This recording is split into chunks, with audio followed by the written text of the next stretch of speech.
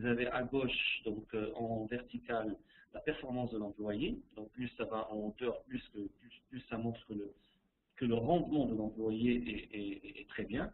Et ça, en bas, en horizontal, donc on a le temps. C'est en combien de temps est-ce qu'on peut atteindre cette performance.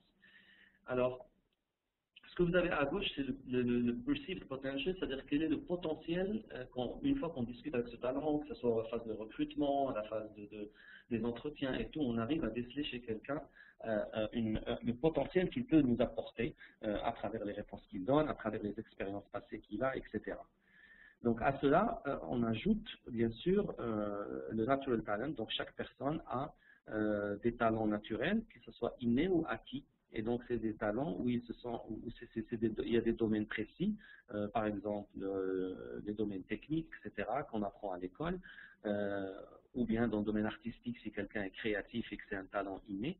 Et donc ces personnes-là, donc, ils vont utiliser automatiquement, dès qu'ils rentrent au niveau de la PME, de la société en tant qu'employés, la seule chose qu'ils vont utiliser, c'est leur talent naturel. Donc, le talent naturel, comme j'ai bien dit, c'est pas simplement ce qui est inné, mais c'est l'inné et l'acquis. Et l'employé qui vient de les recruter, le leader de la PME, il va essayer de lui donner ce qu'on appelle un job description par rapport à ce qu'on attendait de lui, mais en même temps, en prenant en compte, après l'analyse de l'interview et de son CV, des potentiels perçus qu'on a en tant qu'employeur.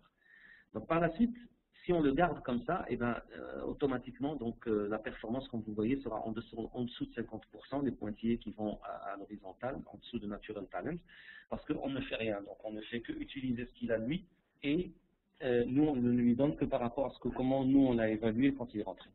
En revanche, si après la période d'essai, après un certain nombre de mois dans la société, on s'assoit avec la personne et on prépare ce qu'on appelle un plan de développement. Donc c'est ce qu'on dit en anglais un learning plan.